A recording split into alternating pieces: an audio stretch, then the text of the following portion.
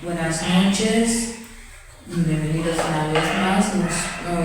Estamos en el tiempo de discipulado, ahora nos pondremos de pie para orar antes de empezar y llamar la presencia de Dios. Amén. Amén. Amado Padre Celestial, te damos las gracias, Señor, porque tú nos has permitido reunirnos aquí una vez más en esta tarde, Señor. Oramos, Padre Celestial, por todos los que estamos aquí presentes, Señor, y los que están por llegar, Padre Celestial, igualmente por los que no han venido por diferentes razones. Te pido, Señor, que en ese tiempo del discipulado, Señor, seas tú, Padre Celestial, poniéndome las palabras indicadas, Señor, para tu pueblo, Señor, y que no vengan mis palabras, Señor. Agradecemos por tu inmensa misericordia, Señor, agradecemos y sabemos, Padre Celestial, que tú estás con nosotros en todo momento, donde sea que vayamos y lo que hagamos, Señor. Te encomendamos todos los servicios que vayamos a hacer aquí en el día de hoy, Señor.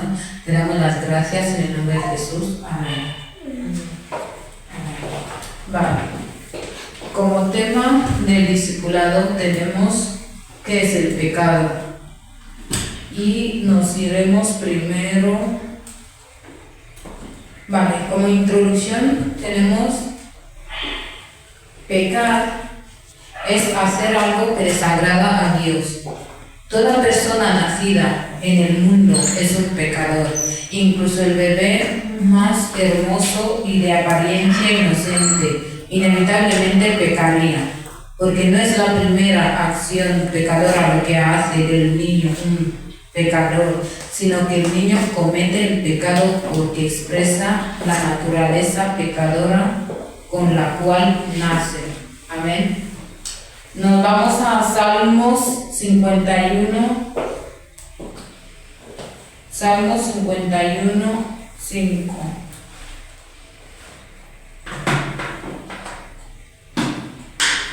Salmos 51, en el verso 5. Amén. Amén. Dice así la palabra de Dios: en maldad he sido formado y en pecado me concibió mi madre. Amén. Aquí estamos viendo el por qué la palabra de Dios dice que todos somos pecadores, incluso el niño recién nacido. Porque obviamente, de hecho, el único bebé que nació sin pecado fue Jesús, porque fue concebido a través del Espíritu Santo. Pero ya todos los partos concebidos por los hombres vienen siendo en pecado, porque de hecho, como vemos aquí en el 5, dice: en maldad he sido formado y en pecado me concibió mi madre. O sea que ya desde el pecado que vivían los padres o en el que han estado, el niño también ha cogido algo de ello. Es como a veces las enfermedades hereditarias. Hay veces en las que los niños lo llevan. A ver, uno viene y dice: pero es que es inocente, es un niño pequeño. Sí, es cierto. Pero es que la madre, al tenerlo, y la abuela y la bis, entonces obviamente muchas enfermedades son generacionales también y pasan a los niños, siendo ellos inocentes. Así que aquí nos está enseñando que el pecado no importa a quién, cualquiera que nazca de hombre es pecador. Amén. Nos vamos a Romanos 3, 23.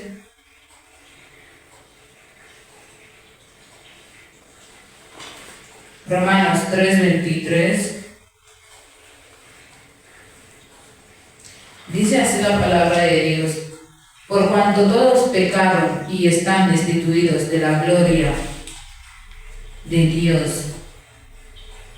Y es que es así, cuando cometemos errores y pecamos, nos apartamos de la presencia de Dios y realmente perdemos esa conexión y reconocemos, como aquí dice, que es hacer algo malo, porque muchas veces cuando hacemos algo malo nos entra por tener que escondernos, tener vergüenza, cosas igual, y entonces aquí nos está diciendo que el pecado es malo. Y algunas de las consecuencias del pecado que veríamos es que cuando uno llega a pecar, entristece a Dios.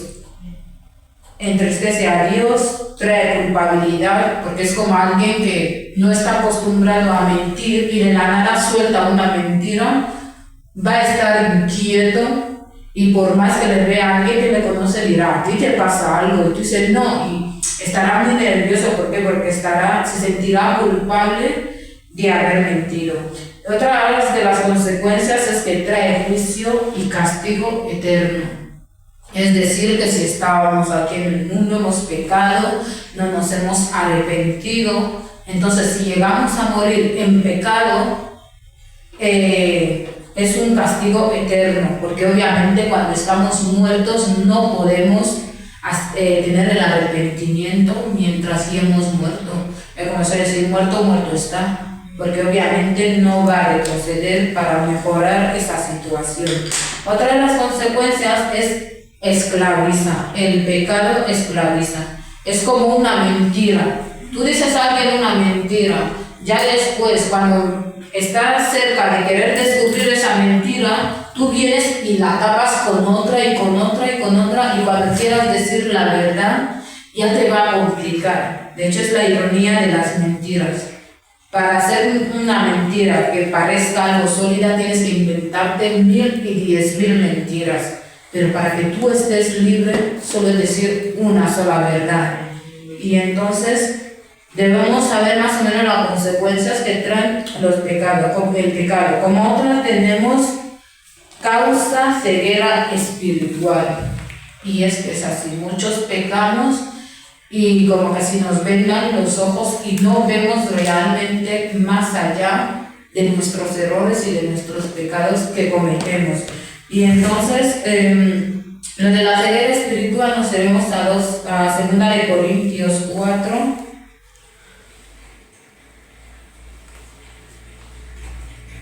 Segunda de Corintios, capítulo 4, verso 4. Dice así: esto es entre los incrédulos, a los que el Dios de este mundo les cegó el entendimiento para que no resplandezca en ellos la luz del Evangelio de la gloria de Cristo, que es la imagen de Dios. Y es así, muchos cuando estamos en pecado, estamos cegados porque hay situaciones en las que te hablan y tú dices, porque un día lo di aquí como testimonio, yo digo, estaba en el mundo, cometí errores, bien, pero cuando regresé a la iglesia yo me quedé sentada un día y digo, ¿pero qué seguía en el mundo? ¿Por qué? Porque estabas tan cegado ahí que tú no estás viendo todo lo que te consume estar en pecado. Es como la gente que bebe. Si es que beber puede matar, puede hacer no sé qué, te dice, puede, pero no mata. Entonces, obviamente, como tú lo ves como algo relajante, lo ves como algo que te sacia en este momento, para ti no es malo. Igualmente está el pecado así. De hecho, el pecado también, de mi parte, yo diría que a veces se considera como un vicio, que cuando ya has empezado con ello, si es que no le das un stop definitivo y luego dices, no, es que lo que voy a hacer no es pecado, y te empiezas a justificar por cada error que hagas, entonces vas a ir aumentando tus pecados intentando tapar el sol con un dedo, pero sin poder. Entonces te deja una ceguera espiritual. Causa una muerte espiritual. Y eso es cierto cuando estamos en pecado. Como dijo la pastora el otro día, tenemos a alguien al lado de nosotros. Ahora, si tú estás en pecado, hay uno que se va a quedar y otro que se va a ir. Y obviamente el Espíritu Santo no es el que se quede, porque Él no puede morar donde está el pecado. Él necesita tu corazón solo. Vamos a decir que es un poco, como lo diré en la actualidad, tóxico. Él lo quiere solo para Él. No quiere compartir, porque obviamente no puede convivir con el pecado. Y para eso tenemos que estar limpios y prestos para Él. Y entonces, si empezamos a pecar y tú dices, no, es que hoy solo voy por esto, empiezas a matarte espiritualmente. La muerte espiritual es súper lenta Y de hecho hasta no te das cuenta. Y cuando ya te das cuenta ya es súper tarde porque te miras y dices, madre mía, ya he recorrido todo esto y solo empezaste con una pequeña excusa hasta que se fue aumentando y ya después ves y te das cuenta que, madre mía, me ha alejado de Dios. Y ya cuando miras, ya sería un poco tarde para decir que tú tomas el control. Otra de las consecuencias es que trae falta de esperanza, o lo que en ese caso sería falta de fe. Porque cuando estamos en pecado no creemos ya en la fe. Creemos en la astrología, en el quizás, en la suerte, que como lo llama el mundo, pero no es suerte, suele ser la fe. Porque cuando realmente estamos en Dios tenemos una fe y una certeza de que Él lo hará. Pero cuando no estamos con Dios, empezaremos a dudar, ¿lo hará? ¿No lo hará? ¿Pasará? Ojalá tenga suerte. Dios no trabaja con un ojalá. Él es efectivo. Si dice que lo hará, pues lo va a hacer. Y no lo hace a medias, lo hace directamente. Entonces, al estar en pecado, tendremos la falta de fe. En este caso, falta de esperanza, como lo dicen aquí. Y también otra de las consecuencias es que el pecado corrompe. El pecado corrompe un montón porque obviamente no puedes estar bien en los caminos del Señor estando en pecado, y entonces siempre y cuando te va a corromper, te va a llevar por malos caminos, los malos caminos de las cuales, de hecho, cuando alguien empieza a pecar, lo primero que intenta alejar es la presencia de Dios. De todo, aunque sea la misma persona que cuando estaba en la iglesia, siempre y cuando lo primero que va a querer alejar es la presencia de Dios, es todo lo que tenga que ver con Dios, ya le va a resultar irritable. Entonces ahí nos estaremos como dando cuenta que el pecado del que está haciendo y esa muerte espiritual está corrompiendo ya poco a poco y cambiando sus hábitos. Y por último de las consecuencias tenemos la condena, y lo podemos ver en Santiago 5:12.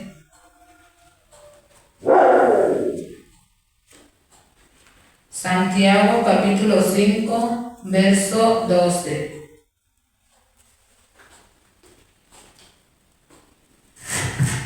Amén. Dice así: sobre todo, hermanos míos, no juréis ni por el cielo, ni por la tierra, ni por ninguna otra cosa, sino que vuestro sí sea sí y vuestro no sea no, para que no seáis condenados. Y es que es así. Los juramentos, si ves que no eres capaz de cumplirles, como alguien dice, yo soy alguien de palabra. Obviamente alguien de palabra no viene con mucho bla bla y pocas acciones.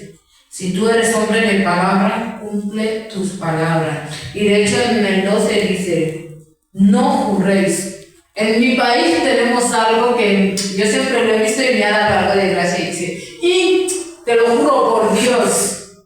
¿Por qué Dios estás jurando? Si su palabra dice que no juréis. Entonces, porque claro, al jurar nos estamos condenando. Es como la gente que cuando está pasando dificultades y empieza, Señor, yo te pido, si tú me das ese trabajo, yo te sigo. Si tú me cambias, te voy a adorar. De hecho, lo gracioso es que yo hice esa promesa y yo digo, Señor, yo quiero ir en los ensayos, pero como veo que disfruten todos los días, no me animo, entonces yo lo dejo. Si fuese por mí, yo te cantaría. Y ya cuando me dieron la oportunidad, busqué toda la forma de escaquearme de eso y yo digo, guau, ya no quiero. Hasta que tuve que tirarme de las orejas y ya venir de una. Pero realmente hacemos promesas que son de condenación a veces para nosotros mismos. Porque obviamente prometemos a Dios, pero no cumplimos. Él cumple de su parte, te va a dar el trabajo que tú quieres, el marido que tú quieres, lo que tú querías hacer te lo va a dar.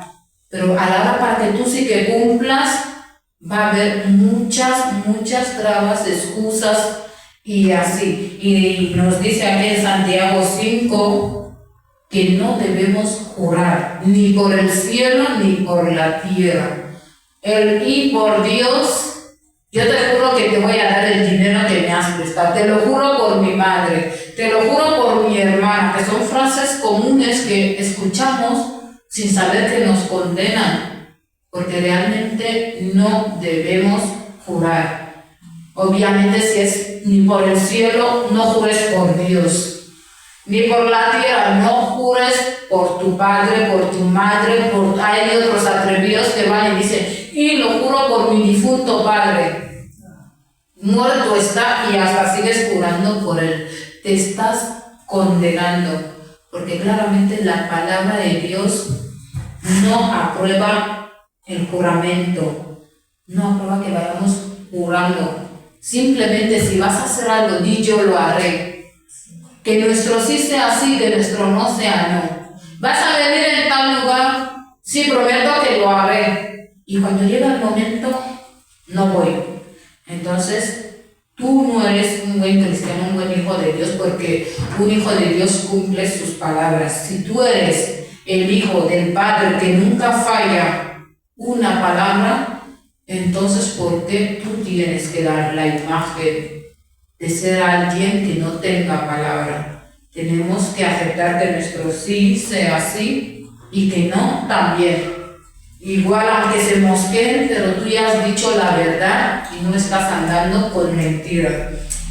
Vale, vamos al apartado de las palabras bíblicas para el pecado.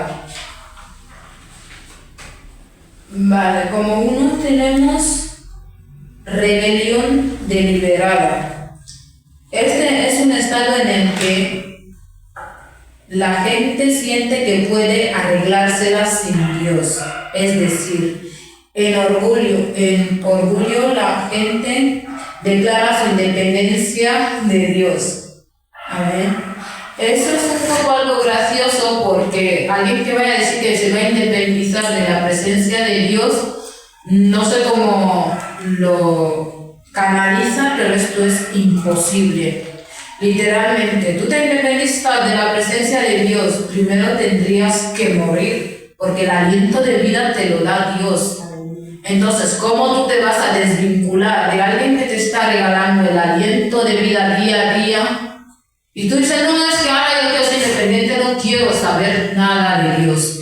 Pues te quita el aliento de vida, te quita muchas cosas. Es como un padre, va uno y dice, mamá, ya me quiero independizar. Si es en el caso de mi madre, como a mí me hizo, me dice, vete de esta casa con toda la ropa que te compré, pero en mi cocina ni un plato toques. Literalmente, ni un plato tocas. No tocas ni un plato, ni un vasito de arroz, nada. Quieres independizarte, ¿verdad? Pues espabila y tú mismo empezar de cero, porque claramente con orgullo que suelen decir, no, yo soy y yo soy lo que soy ahora porque es por mí mismo, es por mi padre, es por mi madre, es por no sé, nunca dicen que es por Dios. Y ahí está gente que se intentan desvincular, incluso escucho otra gente que dice, no, yo tengo lo que tengo ahora por María, porque hay muchos que oran más a la madre que al mismo Jesús, lo cual sigue siendo ya idolatría y tal, pero bueno, van y esa desvinculación no puede ser entre nosotros y Dios, porque obviamente dependemos eternamente, constantemente y diariamente de Él. El aliento de vida nos lo da, el que podamos despertar todos los días, que podamos salir y regresar, estar bien, es por la voluntad de Dios. Entonces no somos quienes para subir los galones y decir, va, ya tengo todo eso y me desvinculo de Dios, no quiero saber más nada. Y también otras palabras serían, o sea, es una rebelión deliberada, que tú lo estás buscando aposta. Porque hay gente que son rebeldes pero ignorantes. Los rebeldes ignorantes serían en el sentido de, vale, yo te acepto y te reconozco que eres Dios y has hecho esto, pero no quiero saber nada. y se va. Pero cuando le quieren hablar de Dios, no se niega. ¿Por qué? Porque su rebelión es por ignorancia. No, soy rebelde porque me han dicho. Vale, pero de los deliberados son los que solemos ser literalmente descarados. De los que se atreven a decir que ellos sin Dios pueden solamente. Nadie en esta vida puede vivir, puede seguir siendo lo que es si no tiene a Dios. Y si Dios no le sigue guardando día a día. Y también tenemos acciones o actitudes intrincadas. Ser contencioso, revoltoso o terco. Muchos somos tercos con lo que tenga que ver con Dios. Muchos somos revoltosos, somos esos niños caprichosos cuando se trata de las cosas de Dios. Tú te pones ahí como en muchas de las ocasiones nuestra terquedad suele venir cuando nos dicen algo de la palabra de Dios y tú dices, no es así, es que yo no quiero, yo iré cuando yo quiero. Es que tú mismo intentas buscar según tú la presencia de Dios cuando a ti te conviene, porque hay gente que escuchó que les dice, mira, ha pasado esto y dice, va, ya iré a la iglesia cuando a mí me dé la gana. No ya de tal cuando yo quiera. Dios es el que ya te está esperando a ti hasta que tú termines a arreglar todo lo que tú tienes y les das tus restos de tiempo, porque sí son restos de tiempo, a Dios. Y tú dices, no, entonces me ha surgido ese problema en mi casa, pues de primero arreglo el problema de mi casa, arreglo el problema de mis hijos y si es posible hasta del vecino, pero ya después de todo eso me voy a encargar de lo que tenga que ver con Dios. Alguien que dé las obras de su tiempo a Dios está obrando mal, porque solo está siendo egoísta, solo se está tratando a sí mismo. Y como dice la pastora, sería el yoísmo. Yo primero mi casa, yo primero mi vida, yo primero mis amistades, mis amigos, lo que sea. Y por último viene Dios.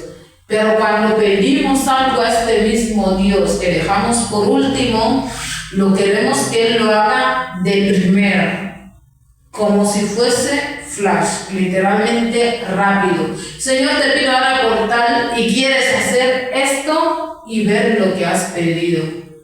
Entonces no podemos estar así. Tenemos aquí nuestra respuesta. Todo el mundo es responsable de su propio pecado. Todos hemos pecado y hemos preferido el egoísmo a amar a Dios ante todo. Y literalmente es así. Todos somos responsables de nuestros propios pecados. No importa, de hecho hasta cuando se dice el matrimonio es uno, sí es cierto, pero el pecado no es uno. En el matrimonio el pecado no es uno, cada uno tiene su pecado y es responsable de ello. De hecho, hay una parte de la Biblia que dice, dos estarán en la cama, uno será llevado y el otro será dejado. ¿Por qué? Porque ahí el pecado de uno no tuvo arrepentimiento, mientras que el otro sí, y el que tuvo arrepentimiento se partió. Todos somos responsables de lo que hacemos. Si es madre e hija, la madre no tiene responsabilidad sobre los pecados que hagan sus hijos, pero sí tiene el derecho y la potestad de clamar por sus hijos. Pero los mismos pecados, los mismos hijos, hermanos, tíos, tienen que aprender a reconocer sus pecados y ser responsables de cada uno de ellos. Porque yo no puedo conocer cuáles son tus pecados y tú obviamente no vas a venir a contármelos todos. Porque hay pecados en los que a veces muchos se sienten avergonzados y prefieren hablarlo en intimidad con Dios.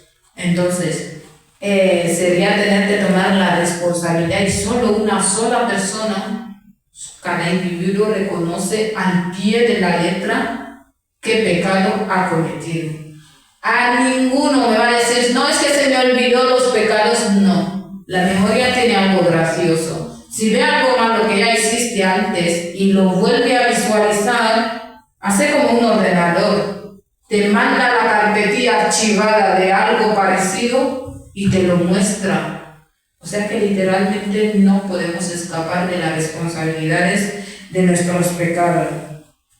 Y tenemos lo de revelarse, ser pernicioso o malo, es decir, un acto específico de maldad.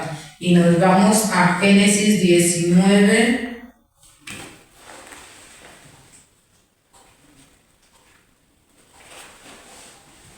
Génesis 19, 7.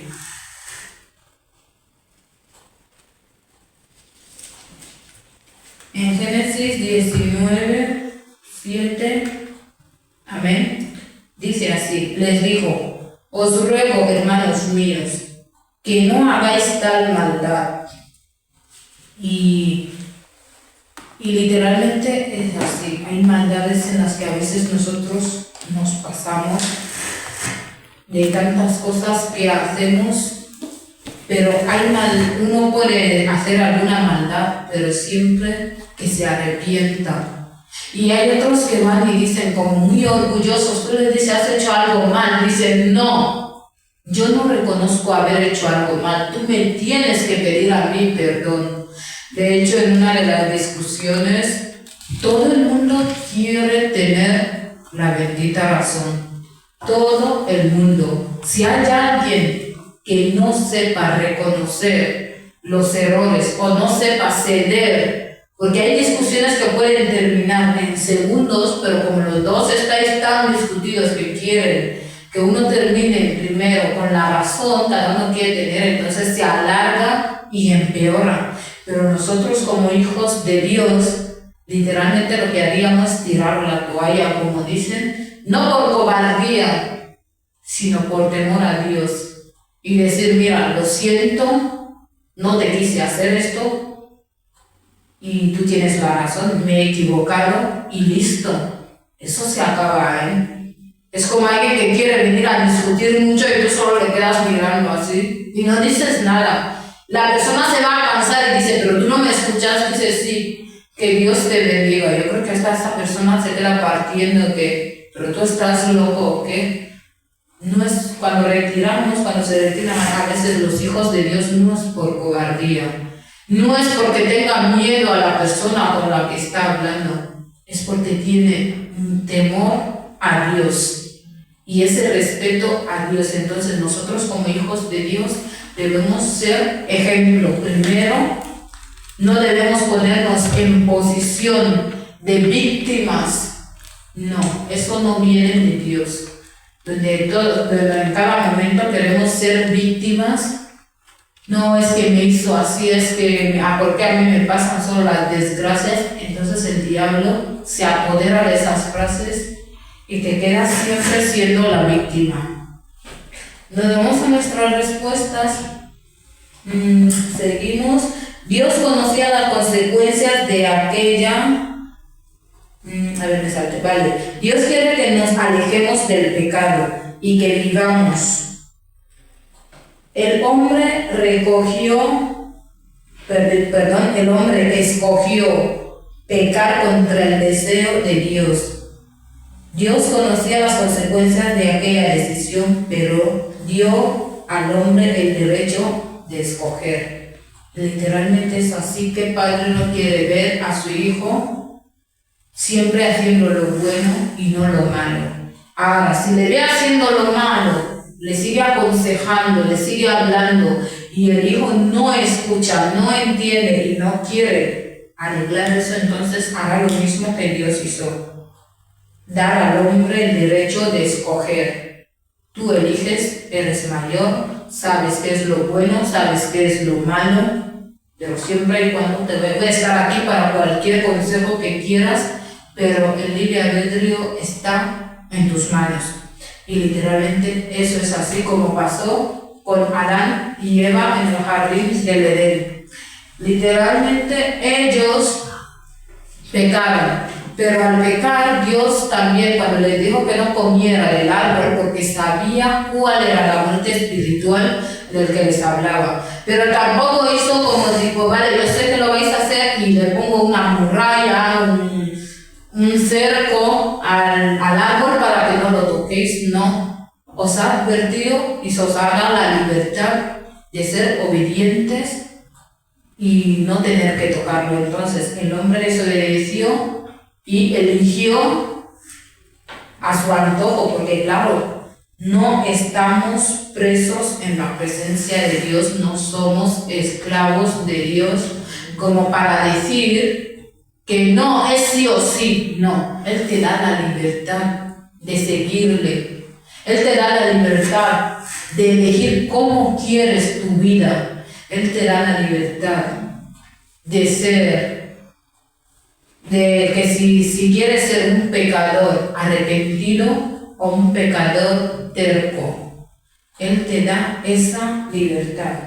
Y también aquí Dios quiere que le conozcamos, que conozcamos su voluntad para nosotros. Todos debemos saber cuál es el propósito que Dios tiene en nuestras vidas, y cualquiera que vive en la presencia de Dios no puede pasar penurias. Lo que vamos pasando es que a mí el gato se me hizo tal, no son penurias de parte de Dios, es el enemigo intentando hacerte caer. Lo mismo le pasó a Job. Y su voluntad para nosotros, y por amor a Él, ser preparados para realizar el propósito que tiene para nosotros. Y literalmente es así. Dios nos prepara para el propósito que Él tiene para nosotros como hijos suyos. No hay discípulo de los 12 que nada más conocer a Jesús en un día o en un segundo empezar a evangelizar. No. Tuvieron una preparación con Jesús, tuvieron su tiempo y ya después evangelizar, porque literalmente no vamos a dar lo que no tenemos. Si tú no puedes evangelizar o no sabes, no te vas a lanzar a la calle y empezar a hablar, porque en la calle hay muchos ateos, hay muchos que van a tener muchas preguntas, hay muchos que saben incluso la Biblia, pero que tampoco van en la iglesia, se conocen todo, y entonces cuando vengan la ráfaga de preguntas, de dudas, tú estarás en blanco, porque ya no vas a saber cómo hacerlo. Y tenemos aquí que, según la naturaleza pecaminosa con la cual nacimos, debe ser matada. La naturaleza pecaminosa con la que nacimos debe ser matada. Y eso es cierto. Es cierto que nacimos en pecado, pero al crecer debemos hacer morir ese pecado con el que nacimos. Y eso se consigue naciendo de nuevo, que es a través del bautizo.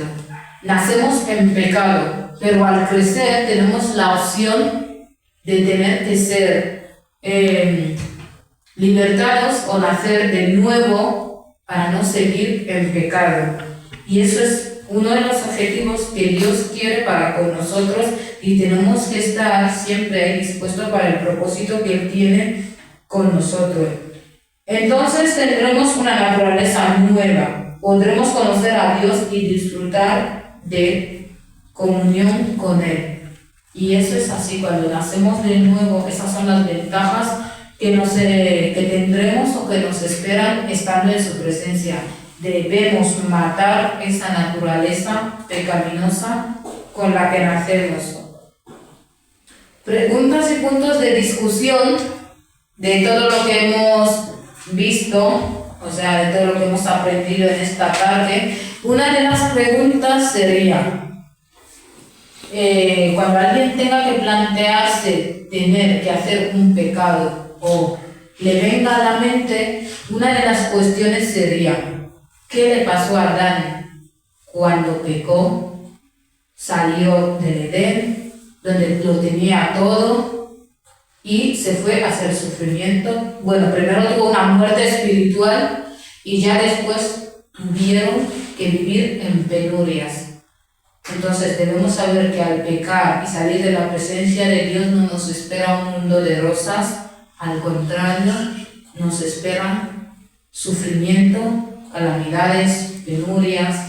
Otra de las preguntas sería, si llego a pecar, si cometo algún pecado, ¿cuál fue el resultado del pecado de Adán para el resto de la humanidad? Porque no solo afectó a Adán, afectó a toda la humanidad, que son los hijos de Adán y nosotros en general. Obviamente el pecado del Edén nos sigue persiguiendo a nosotros mismos, porque Dios en su tiempo maldijo a la mujer y le dijo, tú vas a parir con dolores. Y literalmente, a pesar de los miles y miles de años que ha pasado, las mujeres siguen pariendo con dolores. Al hombre, comerás con el sudor de tu frente. Y sigue siendo así, el hombre no consigue el pan solamente por tener la cara bonita. Y otra de las preguntas sería, ¿por qué la mayoría de la gente no reconoce que está desagradando a Dios? Porque el pecado, Dios, el demonio lo hace lucir como algo bonito. El pecado lo maquillan, lo embellecen y ahí uno no va a ver que está desagradando a Dios porque para él va a parecer algo normal. De hecho, la teoría esa que tienen en mi país de no, Satanás es un rojo con cuernos y tal, es falso. De hecho, es muy hermoso. Igualmente que el pecado con el que se vive o se comete cada instante, porque todo está maquillado para que tú lo veas bien. De hecho, una de las cosas, si tú quieres comprar algo, lo primero que compra un objeto, una casa, lo que sea, es la vista. Porque dices, ay, voy a ir en el caso de los zapatos, que a nuestra pastora le encantan, y va y dice, qué hermosos tacones. Obviamente primero lo ha visto con los ojos. Y si es hermoso así, y dirá, es que lo estoy visualizando y estoy viendo cómo me van a quedar. Dices, qué hermoso vestido. Literalmente tú lo estás viendo primero. Y así es el pecado. Te lo maquillan bien, pero no vas a ver la letra pequeña. Tú vas, cometes y ya después de que ya has reconocido, se te ha caído el velo, y has reconocido ya que es un pecado y que está mal, ahí es cuando ya no lo verás con los mismos ojos que lo veías antes de cometer ese pecado. Ahí la cosa cambia. Y resumen y aplicación de todo lo que hemos visto. 1. Toda la gente nace con una naturaleza pecaminosa. Como humanos, nuestra predisposición natural es hacia las cosas que desagradan a Dios y por eso tenemos que matar esa naturaleza pecaminosa para no tener que desagradar a Dios y no solo pensar en nosotros mismos y no echarnos todos los méritos. 3. Todo el mundo es responsable y tendrá que rendir cuentas por sus propios pecados. 4. Dios el Padre mandó a Jesús para llevar nuestros pecados en sí mismo. Y esto es así. Jesús se sacrificó por nosotros para salvarnos. Y entonces debemos estar siempre agradecidos y darle a Él siempre toda la gloria y honra de todo lo que nos pase. Aunque estabas triste y has podido sonreír, gloria a Dios. Porque viene de Él, es el que te da ese corazón, es el que te da ese cambio y nos sigue dando las fuerzas para poder seguir. El 5. Para valernos de la obra de Jesús necesitamos pedir a Dios que nos perdone por todo lo que hemos hecho, que le desagrada y aceptar a Jesús como nuestro Señor y Salvador. Y eso es lo más importante. Debemos pedir perdón o aceptar el perdón de todos nuestros pecados, porque un pecador que no es arrepentido no tiene esperanza ni salvación hasta que deje todos los pecados que vienen arrastrando. Entonces debemos pedirle perdón a Dios, soltar nuestros pecados, seguirle y reconocerle como único Señor y Salvador. Y eso es todo para el discipulado de hoy. Que Dios les bendiga. Amén. Y haremos pasar a nuestra hermana Cristal. Gloria a Dios.